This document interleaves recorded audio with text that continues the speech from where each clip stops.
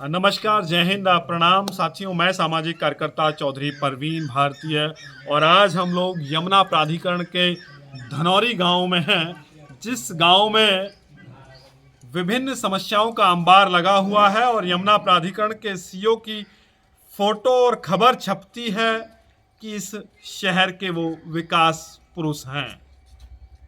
साथियों, शहर के विकास पुरुष होंगे, लेकिन जब हम गांव की तस्वीर देखते हैं, यानी कि भारत की मूल आत्मा गांवों में बसती है, और उस गांव की तरफ जब हम आते हैं तो वहां का दृश्य कुछ इस प्रकार होता है कि इस गांव के मुख्य रास्तों पर जल भराव और नालियां गंदगी से अटी हुई हैं।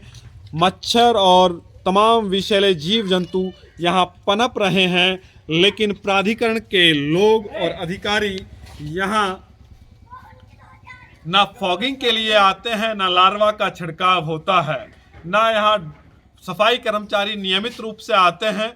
और यहाँ जो नालियाँ साफ होनी चाहिए, वो नालियाँ साफ ना होने की वजह से गांव के मुख्य मार्गों पर जल भराव की स्थिति है, जिसके कारण गांव के छोटे बच्चे और गांव के बड़े बुजुर्गों को भारी समस्या होती है।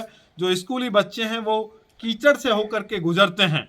तो इसलिए यमुना प्राधिकरण के सीईओ यानी कि मुख्य कार्यपालक महोदय से मेरा करबद्ध निवेदन है कि धनौरी गांव की तमाम समस्याओं की तरफ अपना ध्यान आकर्षित करें और इन समस्याओं के समाधान कराने के लिए वो कार्य करें। अन्यथा करप्शन फ्री इंडिया संगठन और धनौरी गांव के ग्रामीण आपके दफ्तर पर आकर के अपनी बात को बेबाकी से कहेंगे, हल्ला बोल प्रदर्शन करेंगे, इसलिए कि आज गांव के लोगों का जीवन नरकीय हो चुका है। तो साथियों, आपके गांव की भी स्थिति अगर ऐसी है तो आप भी करप्शन फ्री इंडिया संगठन के कार्यकर्ताओं से संपर्क करें और गांव के विकास कराने में अपना योगदान दें। इसलिए अगर गांव हमारे दूषित हुए, गांव में विकास नहीं हुआ, तो गांव नहीं रहेंगे।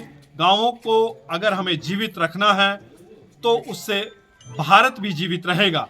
अगर भारत की जो मूल आत्मा गांव है, उस मूल आत्मा का निर्माण बेहतर तरीके से यहाँ के प्राधिकरण करेंगे तो मैं दावे के साथ कहता हूँ कि शहर की सुंदरता बढ़ेगी।